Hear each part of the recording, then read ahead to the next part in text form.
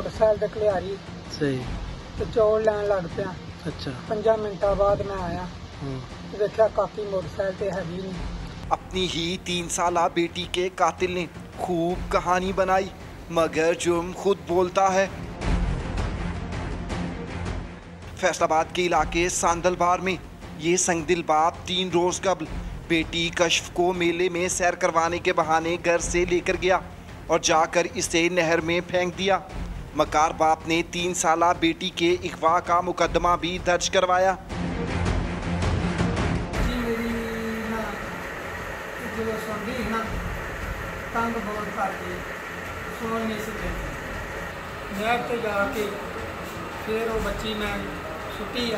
बच्ची की लाश नहर से मिलने के बाद पुलिस ने शक गुजरने पर वालिद को हिरासत में लिया। जब उसके वालिद को इन्वेस्टिगेट किया गया तो उसके बयानात में तजाद पाया गया, जिस पर उसको मजीद इंटेरोगेशन के लिए जब पुलिस पार्टीज ने खसूसी तौर पर उसको इन्वेस्टिगेट किया तो उसने इकरार जुर्म कर लिया। पोस्टमार्टम के बाद पुलिस ने बच्ची की लाश फुरसा के हवाले कर दी।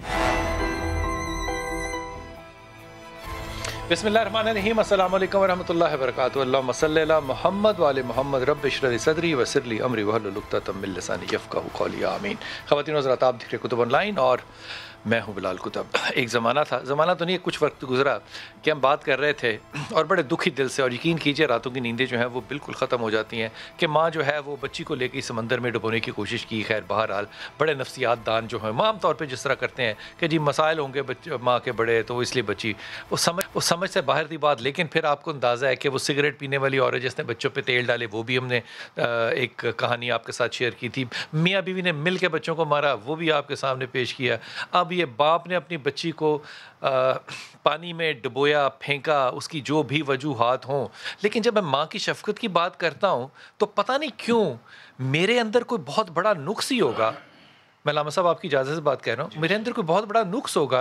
मैं माँ की शफ़क़त को अम्मा खतीजा से जुदा नहीं कर सकता, मेरे से नहीं होता। मुझे हज़रत बिलाल हबशी याद आते हैं जो बेहोशी में देख रहे थे कि अम्मा खतीजा बिल्ली को दूध पिला रही है। उन्होंने कहा जो बिल्ला का ख्याल रख सकती है वो मेरा भी ख्याल रखेगी। फिर जब मैं शफ़क़त बाप की बात करता हूँ और ये सुनता हूँ आप लोगों के और उलमा के मुँह से कि जनाब वो जन्नत का दरवाज़ा होगा, फ़लाना होगा, सब बातें मुझे अजीब लगती है। मुझे सिर्फ ये बात सही लगती है कि अल्लाह के रसूल ने कहा कि जिसका बाप नहीं है उसका बाप मैं हूँ। अल्लाह के रसूल ने शफ़क़त वालिद को अपने साथ मंसूब किया। आज मैं अगर कोई भी ऐसी हल्की बात बदकिस्मती से कर दूं तो आप मेरे पे बहुत से इल्ज़ामात लगा सकते हैं, तोहमतें लगा सकते हैं, पता नहीं कौन कौन से कवानीन मेरे पे लगा देंगे। लेकिन जब कोई शख्स तमाम तालीमात रसूल को पूरे माशरे से ख़त्म होता हुआ देखे तो मेरा हाथ कभी भी उन उस्ताज़ा के गिरबान तक नहीं पहुंच सकता जिनका फ़र्ज़ था कि वो हमारी तालीम और तरबियत करते। ये सिर्फ मामला एक बच्ची के कत्ल का नहीं है, ये मामला एक रिश्ते के कत्ल का है, ये मामला एक घराने के कत्ल का है, ये मामला एक महल्ले का, एक शहर का, एक माशरे का। और मुझे थोड़ी सी इजाज़त दीजिए, बुरा लगेगा आपको, माफ़ कर देना आप इस बात पे, ये मुसलमानों के गले में तौक क्यों डांगा गया है कि सारी की सारी क्राइमिनोलॉजी जो है, बदकिरदारी जो है, वो हमारे अंदर, मैं नहीं कह रहा कि बाहर नहीं है, सारी की सारी, जब मैं कह रहा हूँ ये मैं यूनिवर्सल लॉ नहीं पेश कर रहा आपको, लेकिन जितने मुकदमात पिछले 4 हफ्ते में मेरे ख्याल में पाकिस्तान में आए हैं, इंटरनेशनल मीडिया पे पढ़ लीजिए, आपको वो बाहर क्यों नज़र नहीं आते? आपको क्यों पता नहीं चलता? पूरा का पूरा माशरा क्यों नहीं रुक जाता कि जब तक इस बात का तज़किया नहीं किया जाएगा कि बाप से बेटी महफूज क्यों नहीं है, माँ से बेटी महफूज क्यों नहीं है? हम अभी होल्ड कर रहे हैं, कोविड आ गया है, जहनी कोविड आ गया है, रुक जाओ और पहले फैसला करो कि हम कहाँ क्या गलती करें। तज्जिए सारे होंगे, आज भी होंगे, और बात ख़त्म हो जाएगी। ये है असल हादसा। हमारे साथ हैं इंशाल्लाह आज सारे बरनी भाई होंगे जो कि किसी तारुफ के मोहताज नहीं है। कदीर हुसैन साहब होंगे, कदीर भाई साहब, थैंक यू जी। अल्लामा करामत अब्बास साहब, अस्सलाम वालेकुम सर। वालेकुम सलाम व रहमतुल्लाह। प्रोफेसर डॉक्टर ज़करिया ज़ाकिर होंगे जो कि यूनिवर्सिटी ऑफ ओकाड़ा के वाइस चांसलर हैं और एक सोशल साइंटिस्ट हैं, और मेरे ख्याल में जिस नज़रिए से और जिस तज्ज़िए से बात करते हैं उसके छुपे अल्फाजों में मुझे हमेशा बड़ी शर्मिंदगी महसूस होती है क्योंकि हम पॉजिटिविटी की तरफ नहीं जा पा रहे। बिल्कुल ठीक है, लेकिन सबसे पहले बात शुरू करते हैं उस्मान सदीक से जो कि रिपोर्टर है समा के फैसलाबाद में। सदीक, थोड़ा सा ज़रा इसका पेश मंज़र और पस मंज़र बताइए ताकि ये बात, ये वाक़या, ये हमारी समझ में कुछ आ सके। دیکھیں یہ تھانہ ساندل بار کا علاقہ ہے، چک نمبر 30 جیمبے، جہاں کا یہ رہائشی ملزم ہے آصف جاوید، جس نے اپنی بیٹی کو نہروں کی لہروں کے حوالے اس وجہ سے کر دیا کہ جب یہ رات کو گھر آتا تھا تو بیٹی اس سے لاڈ کرتی تھی، رات بھر اس سے کھیلنے کی کوشش کرتی تھی اور ملزم کے مطابق اسے رات کو سونے نہیں دیتی تھی۔ بکریوں کا بیوپاری ہے جس نے یہ منطق پیش کی کہ صبح سے جلدی اٹھنا ہوتا تھا اور بیٹی جو ہے وہ رات دیر تک جاگتی تھی، سینے پہ لیٹ جاتی تھی، کبھی اس کو اپنی جو ٹانگیں اس کے پیٹ پہ رکھ دیتی تھی جس کی وجہ سے اسے نیند نہیں آتی تھی۔ اسی وجہ سے اس نے اپنی بیٹی کو جو ہے وہ نہر میں پھینک دیا۔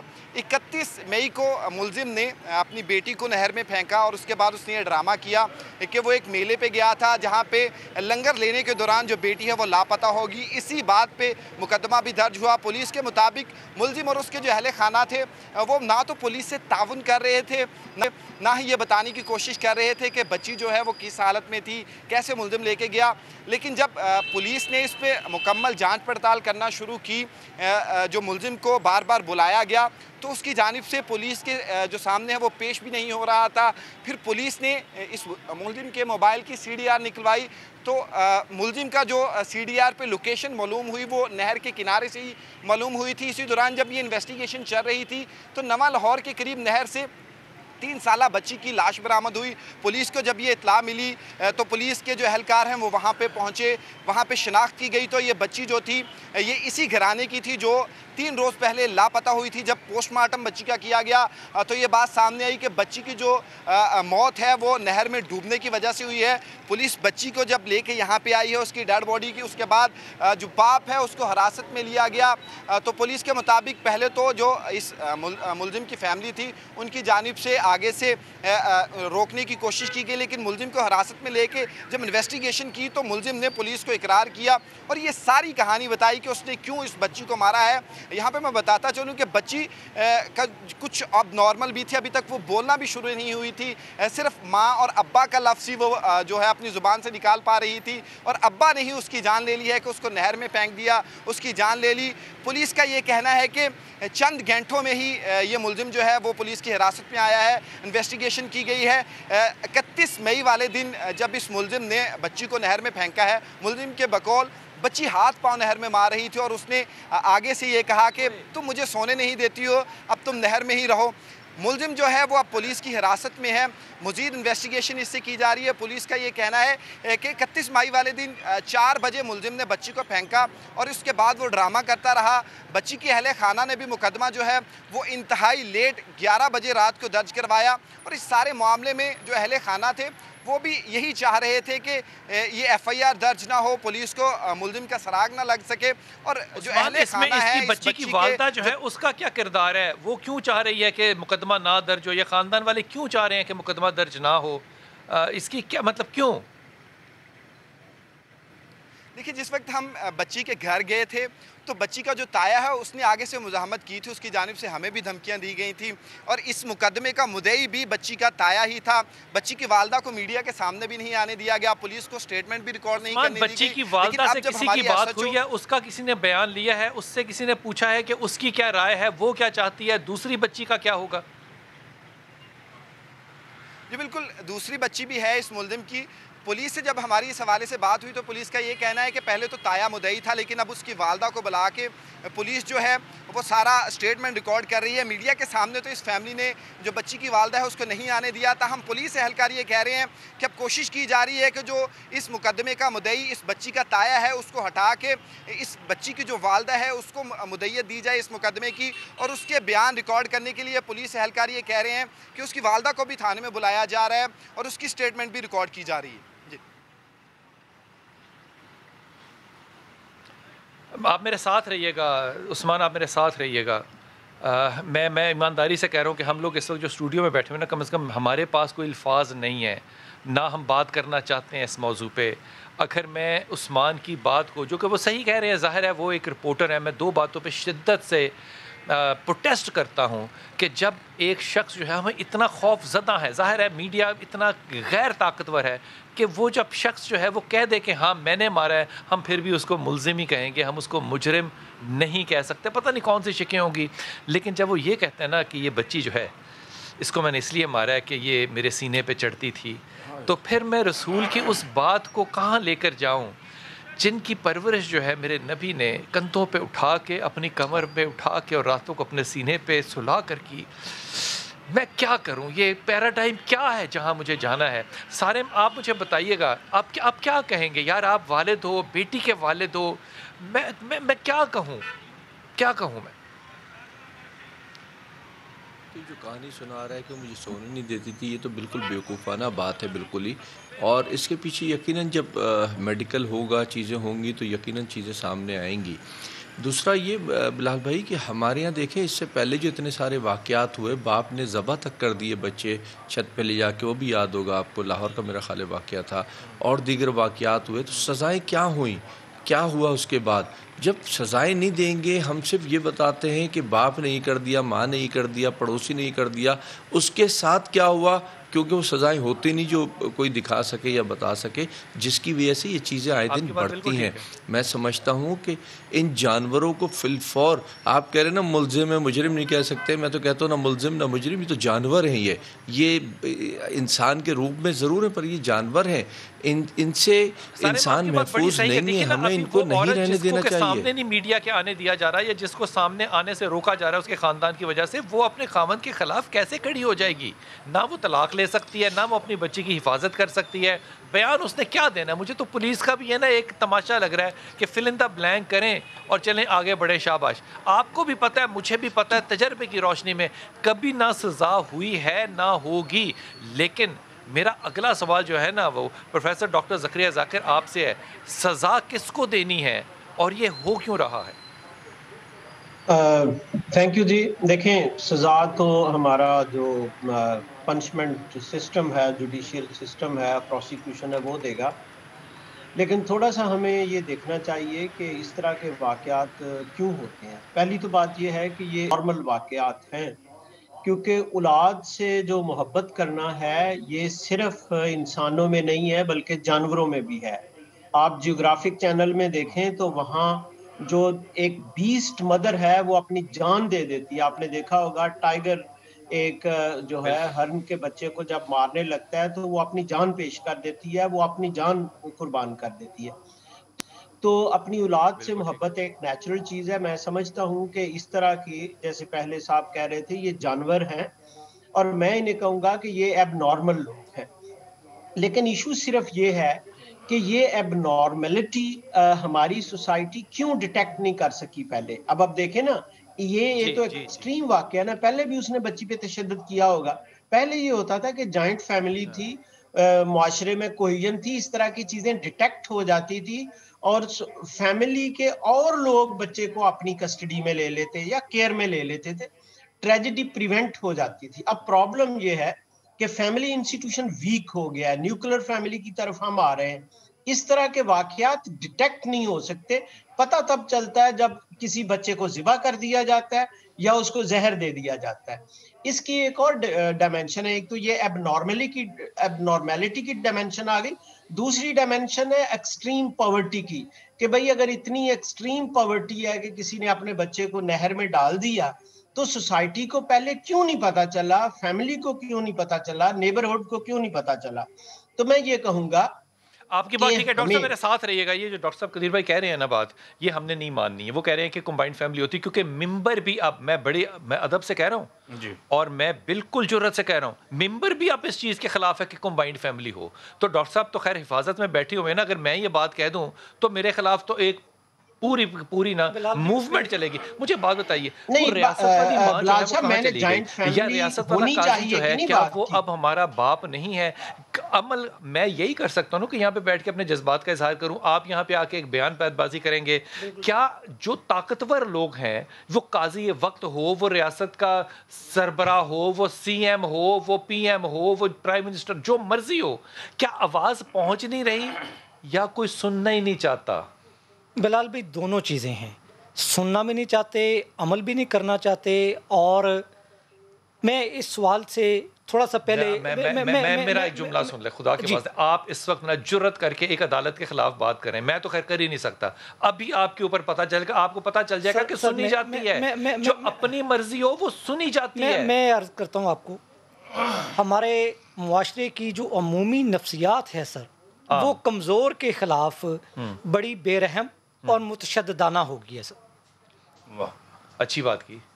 عام ہماری نفسیات جو ہے وہ کمزور کے خلاف بڑی شدت پسند ہے, مار دو, بڑی شدت پسند ہے. لڑ نہیں اب سکتا. اس میں جو بچہ ہے وہ سب سے کمزور ہے. اب وہ نہ اپنی زندگی میں اپنا دفاع اس انداز میں کر سکتا ہے اور نہ وہ اس دنیا سے چلے جانے کے بعد دفاع کر سکتا ہے. ایک بات کی طرف یہ اشارہ ہوا کہ بھی کمبائنڈ فیملی سسٹم نہیں ہے یہاں پہ, تو تایا مدعی مقدمہ ہے سر. ماں تھانے والے تلاش کر رہے ہیں, ہائے ہائے ہائے ہائے, باپ قاتل ہے. ہم سوچتے ہیں ہم رو رہے ہیں, وہ ہم سے زیادہ رو رہے ہیں. سر گزارش یہ ہے کہ کمزور کو حفاظت کے لیے قانون نے آگے بڑھنا تھا, ریاست نے بڑھنا تھا, قاضی نے بڑھنا تھا, پولیس نے بڑھنا تھا, عدالت نے بڑھنا تھا. نہیں بڑھا سر, answer is know.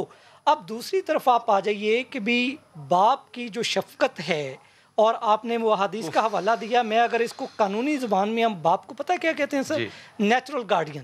Natural guardian. جب نیچرل گارڈین قاتل بن جائے تو آپ کیا کریں؟ یعنی کہ جس سے آپ کو امید نہ ہو کہ یہ کر سکتا ہے. نیچرل گارڈین کا مطلب یہ ہوتا ہے کہ جی کہ اگر ان دونوں میں سے, ماں سے یا باپ میں سے کوئی ایک نہیں رہا, تو اس بچے کا سب سے بڑا حق یا باپ کا ہوگا یا ماں کا ہوگا, جو سروائیول خدا کے بعد. اب اس نے کیوں یہ اتنے بڑے حقوق اس کو دیے قانون نے, کیوں شریعت نے دیے, کیوں یہ ساری چیزیں تھیں؟ وہ لطیف جذبات جو کہ ڈاکٹر صاحب نے اشارہ کیا کہ وہ جانوروں میں بھی ہیں. انسان تو ہم کہلانے کا, جانوروں کو بھی ذلیل کرنے والی بات ہے. مجھے کرامت صاحب ایمانداری سے سمجھانے کی کوشش کریں, مجھے واقعی سمجھائیں, کیونکہ میرے تو ایمان کا تقاضا ہے نا کہ میں محبت رسول اور اہل بیت کروں. اکثر یہ معاشرہ نبی کی سنت کو, نبی جو کرے وہ سنت ہے, نبی جو کہے وہ سنت ہے, نبی جس سے نہ روکے وہ سنت ہے, نبی جس سے روکے وہ سنت ہے, نبی جو نہ کہے وہ بھی سنت ہے, جو کہے وہ بھی سنت ہے. جب سنتیں اویلیبل ہوں اور معاشرہ جو ہے وہ ان سنتوں کو کرائم بنا کر پیش کر رہا ہو, تو آپ کا تو خاموش رہنا بنتا ہے نا سر.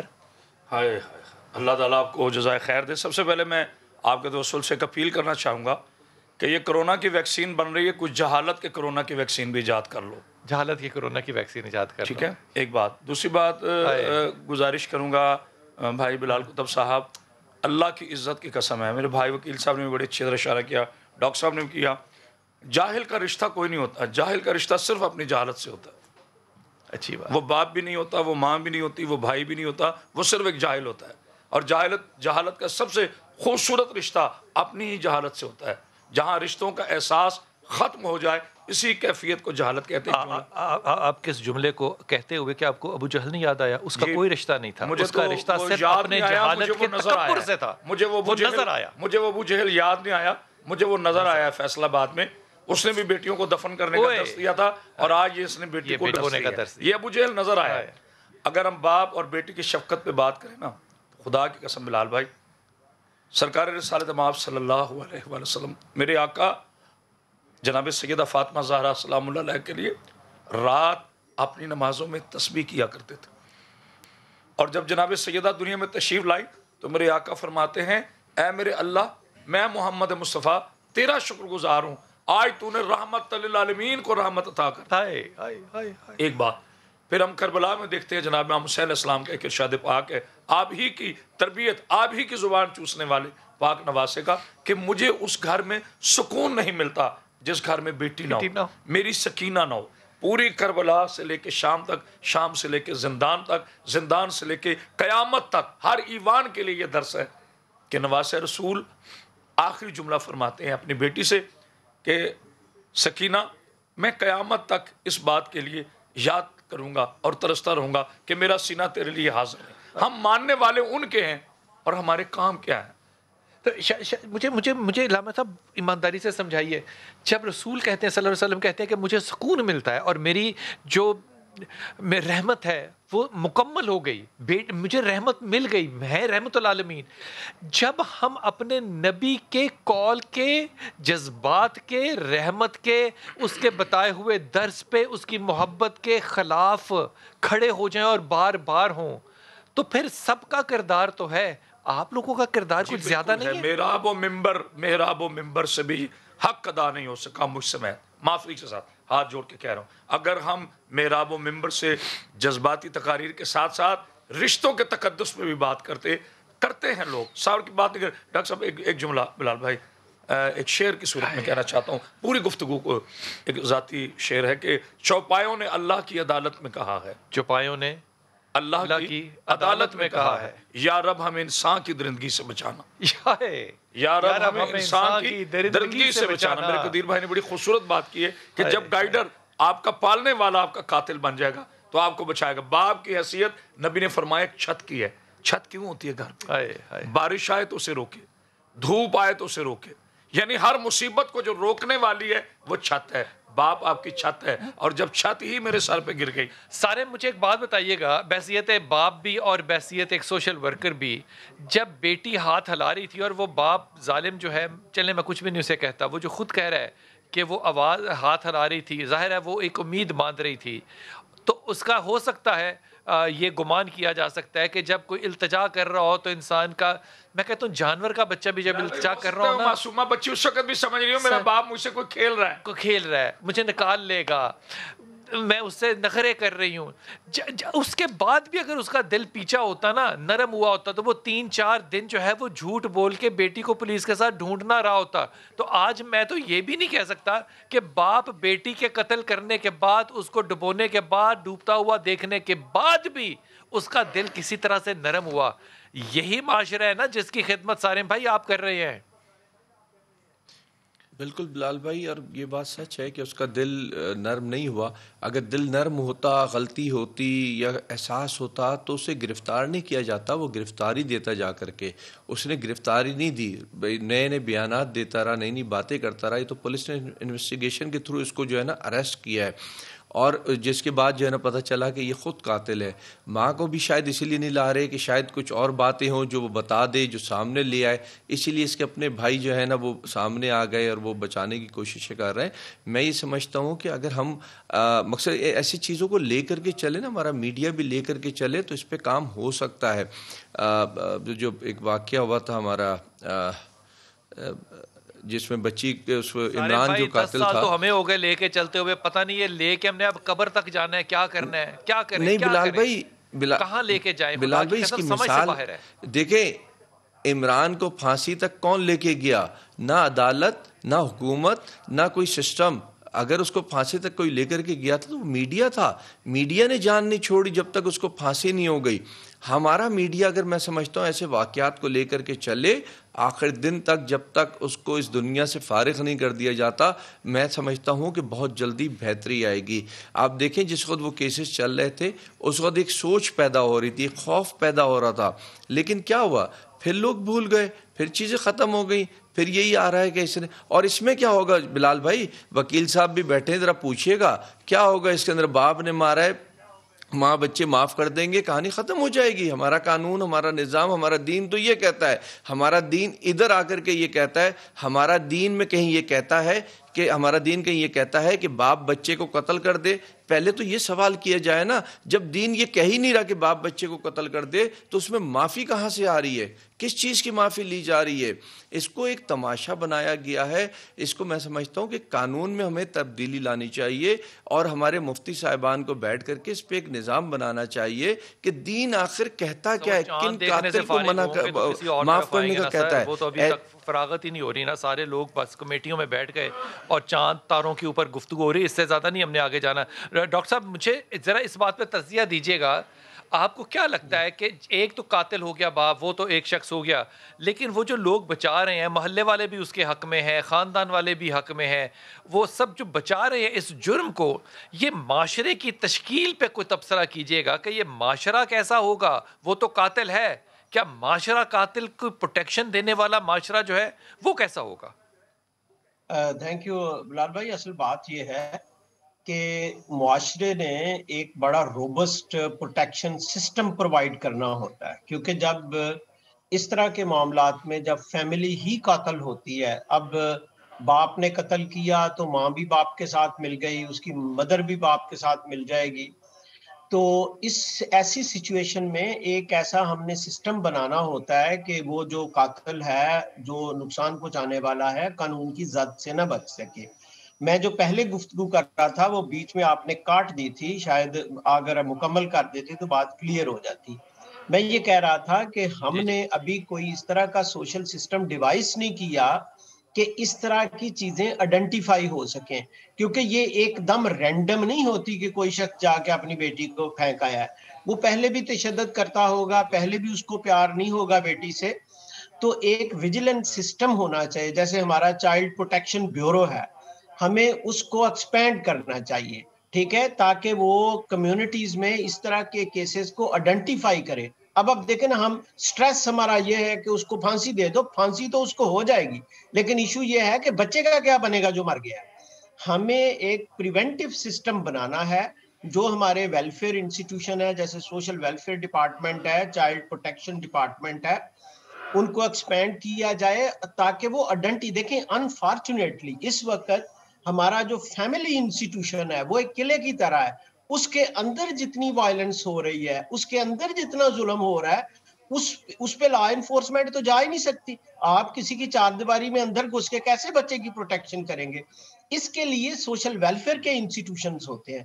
میں یہ پہلے بھی بات کر رہا تھا کہ ہم نے، کیونکہ نئے حالات پیدا ہو رہے ہیں، نئی سوسائٹی میں جہاں کروڑوں کی آبادی ہوتی ہے، ایب نارمل لوگ بھی ہوتے ہیں، جانور بھی ہوتے ہیں، لیکن ان کے بچوں کو، ان کی بیٹیوں کو، ان کے بھائیوں کو، اب دیکھیں نا، یہ روز کا ایشو ہے، انسیسٹ ایشوز آ رہے ہیں، بھائی بھائی کو قتل کرتا ہے، اور یہ بڑی تواتر کے ساتھ آ رہے ہیں۔ ہمیں بجائے اس کے کہ لیگلسٹک پہلو لینا کہ فوراً پکڑ کے پھانسی ہونی چاہیے، لیکن میرا صرف کنسرن یہ ہے ایز اے سوشل سائنٹسٹ، اس طرح کے ایشوز کو پریونٹ کیسے کرنا ہے۔ اس وقت ہمارا آئیڈینٹیفیکیشن کا، سرویلنس کا کوئی سسٹم موجود نہیں ہے۔ پتہ تب چلتا ہے جب ایک واقعہ ہو جاتا ہے، پھر ہم اس پہ بڑے جذباتی گفتگو کرتے ہیں، پھر ہم اس پہ بڑا ایک سما باندھتے ہیں اور سوسائٹی کو بھی متون کرتے ہیں۔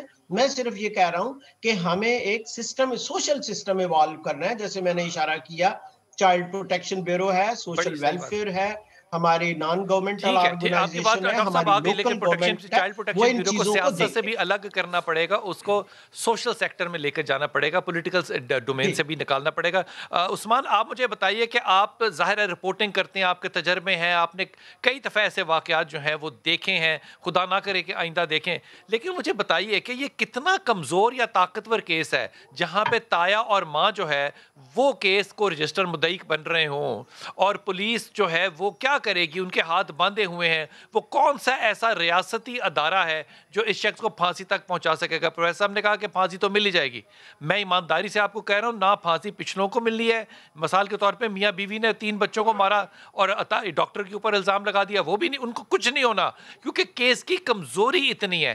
اس پہ کبھی کوئی رائے لی آپ نے پولیس سے کہ اتنا کمزور مقدمہ بنانے میں مطلب کیوں یہ مجبوری ہے؟ کوئی پریشر ہے، کوئی سیاست ہے، یا ویسی جہالت ہے؟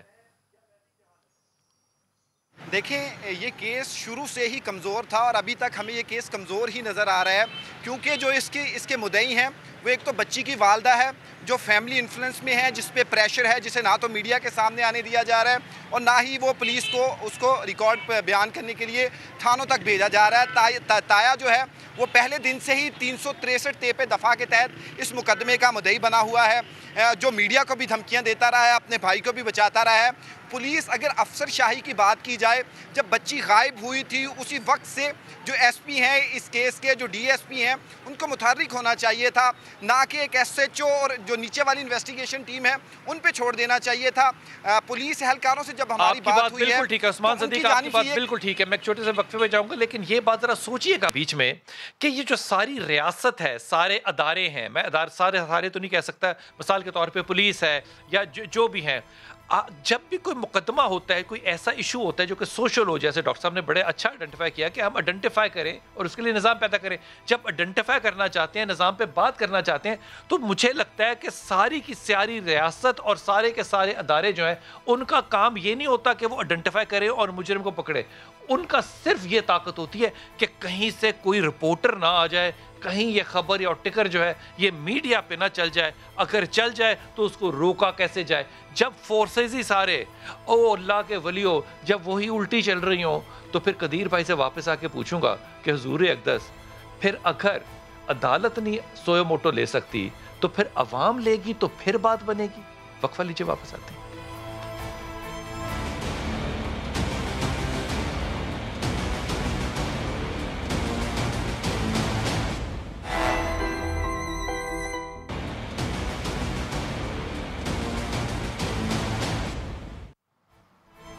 بسم اللہ الرحمن الرحیم. ہم قدیر بھائی جب بات کرتے ہیں نا باہر کی, تو باہر ایسی بہت سی سرکاری سطح کے اوپر سوشل آرگنائزیشنز ہوتی ہیں جو کہ بچوں کا تحفظ کرتی ہیں, صرف پولیس نہیں, آرگنائزیشنز ہیں, اور وہ گھروں کے اندر گھس کے ججمنٹ کرتی ہیں, انٹرویو کرتی ہیں. ان کی بڑی یہی ڈاکٹر صاحب بھی ذکر کریں کہ ہمیں کوئی ایسا سسٹم بنانا چاہیے.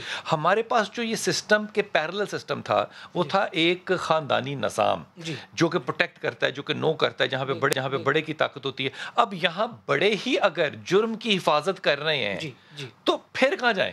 بلال بھائی, یہی بہت بڑی بدقسمتی ہے جس کی طرف آپ نے اشارہ فرمایا ہے کہ جو لوگ اس جرم کے خلاف کھڑے ہونے چاہیے تھے وہ اس کے جرم کے حق میں کھڑے ہو گئے, اور یہ بن گئی. اب یہاں پہ ریاست کو انقلابی اقدامات اٹھانے کی سر ضرورت ہے.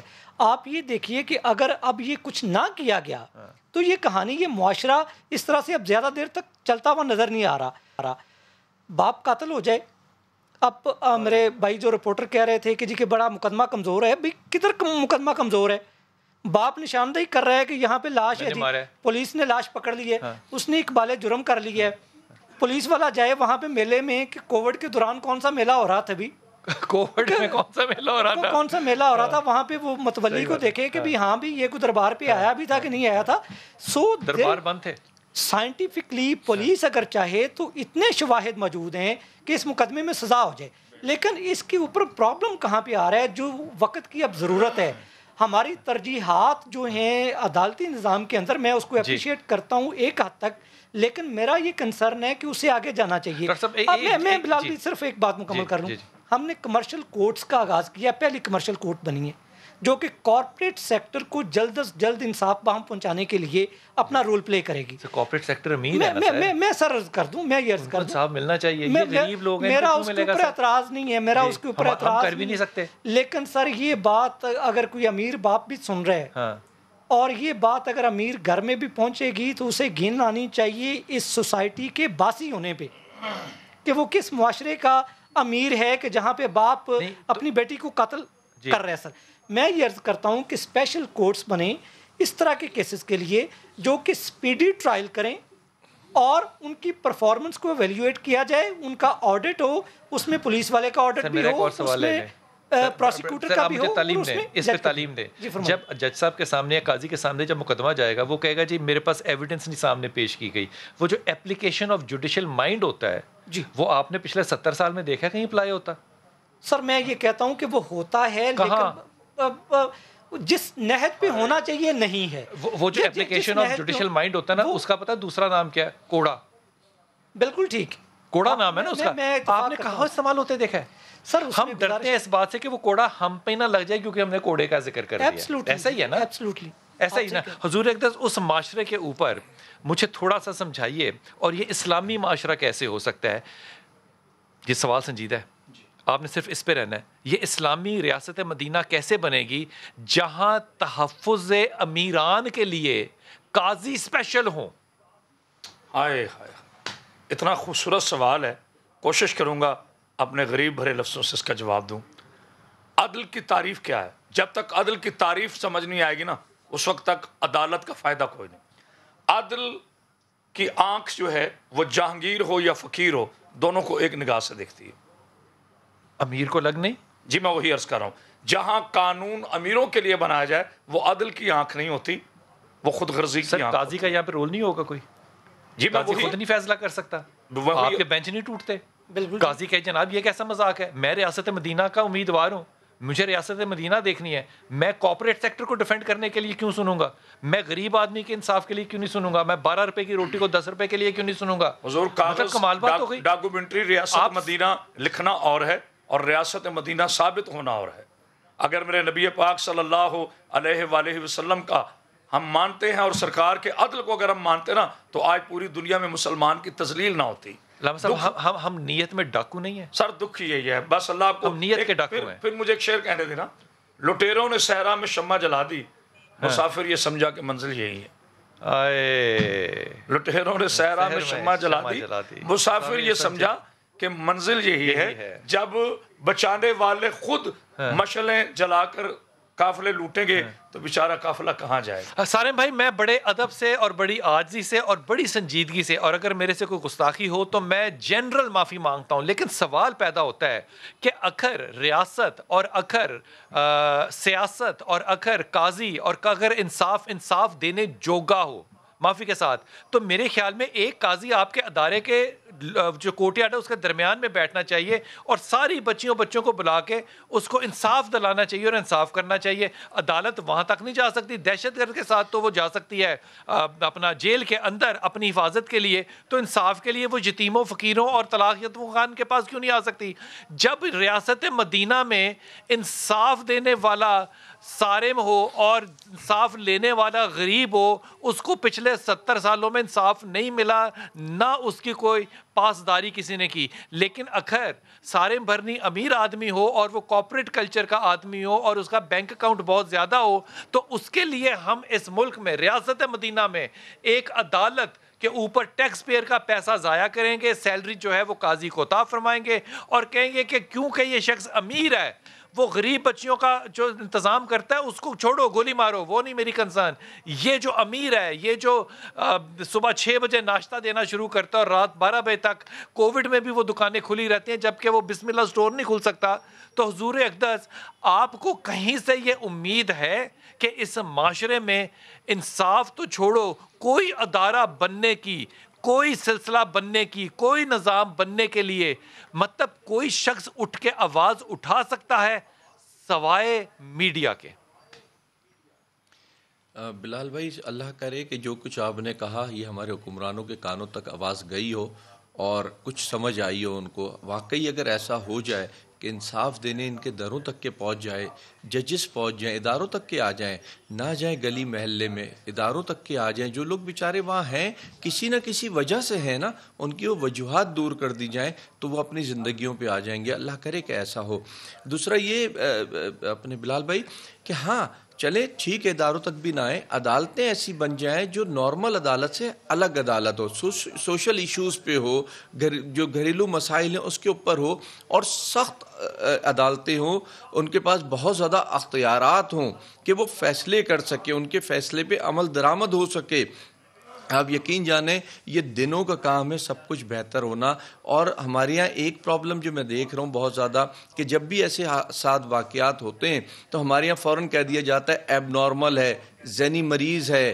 اس سے تو آپ مجرم کو جو ہے سپورٹ کر دیتے ہیں۔ اگر مجرم کو ہم یعنی ملزم کو ہم مجرم نہیں کہہ سکتے تو ہم ملزم کو ذہنی مریض بھی فوراً نہ بنا دیں۔ کہاں ہیں اس کے سرٹیفکیٹس، کہاں اس کے علاج ہوئے میں، کیا آپ کے پاس جو ہے نا تصدیق یا تردید کچھ ہے اس کے کوئی ایسی چیز؟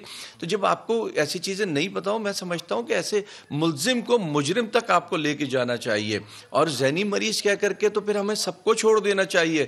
پھر دیکھیں کتا بھی نارملی تو نہیں کاٹتا نا، لیکن اکثر کاٹ لیتا ہے، پھر اسے بھی ہم ذہنی مریض کر کے چھوڑ دیں۔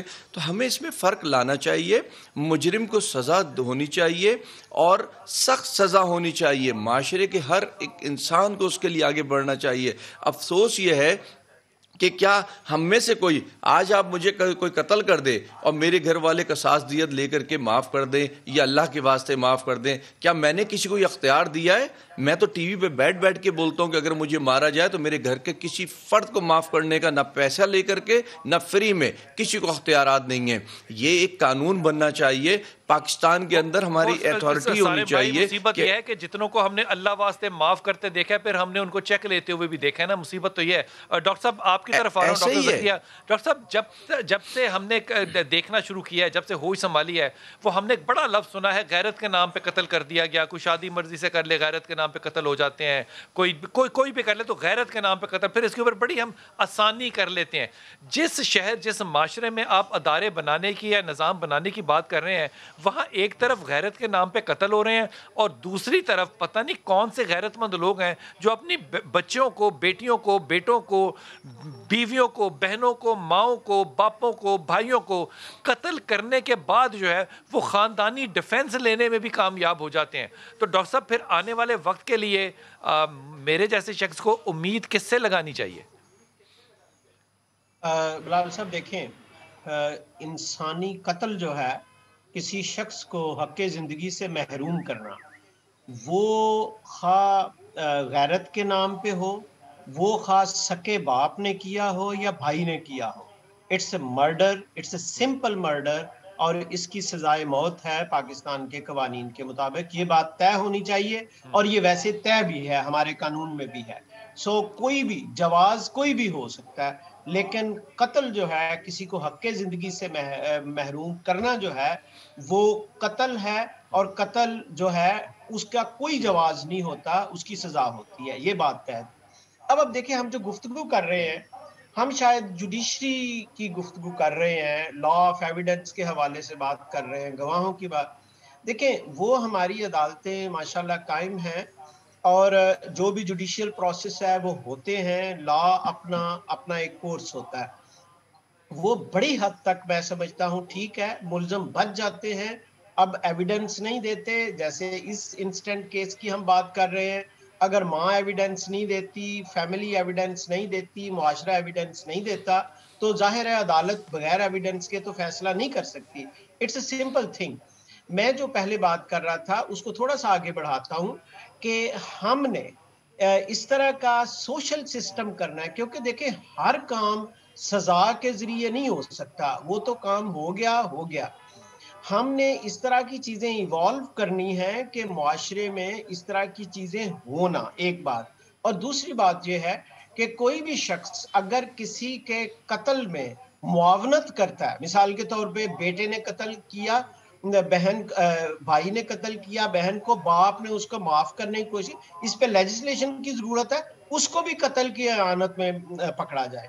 اس انسٹنٹ کیس میں بھی اگر کوئی شخص، خواہ وہ بچی کی ماں ہو یا بھائی ہو یا ہمسایہ ہو یا فیملی کا کوئی شخص ہو، اس پہ لیجسلیشن ہونی چاہیے. ویسے میں آپ کو بتاؤں، فرانس میں یہ قانون موجود ہے کہ اگر آپ کسی کو دیکھتے ہیں تکلیف میں، اس کو ریسکیو نہیں کرتے تو آپ مجرم ٹھہرتے ہیں.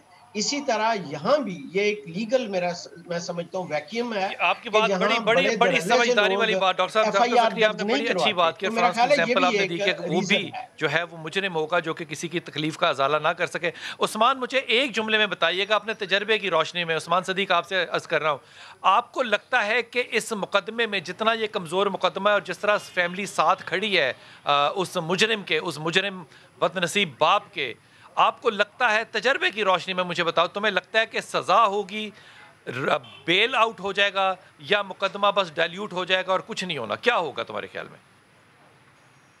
دیکھیں، اگر اس مقدمے کی مدعیت اس تایا کے پاس ہی رہی تو یقیناً ملزم جو ہے وہ اس کی ضمانت ہو جائے گی.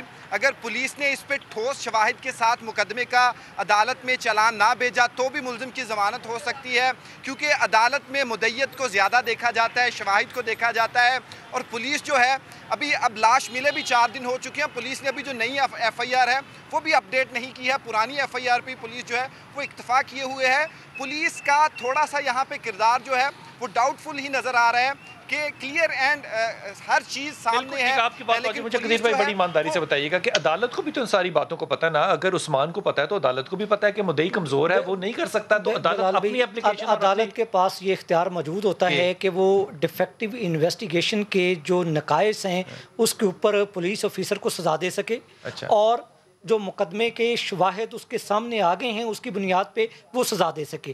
یہ ایک قانونی نقطہ ہے. میں تھوڑی دوسری طرف اشارہ کرنا یہ چاہ رہا تھا کہ آپ جس معاشرے میں رہ رہے ہیں، جہاں پہ ڈاکٹر صاحب یہ عرض کر رہے تھے کہ سزا سے کوئی اتنا امپیکٹ نہیں پڑتا، ہماری جیسے سوسائٹی میں سزا ہی واحد ایک عبرت کا نشان ہے جو کہ ہمیں جرائم سے دور رکھنے میں معاون ہو سکتا ہے. ہم جی ٹی روڈ پہ قانون کی پاسداری نہیں کرنا چاہتے، موٹر وے پہ کر لیتے ہیں کیونکہ وہاں پہ قانون کی سختی موجود ہے.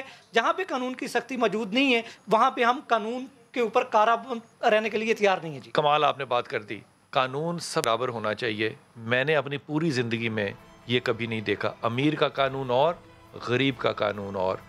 قانون ایک ہی ہے لیکن اس کی انٹرپریٹیشن کرنے والے شخص نے اس کو 2 حصوں میں تقسیم کیا ہوا ہے. سوچئے گا.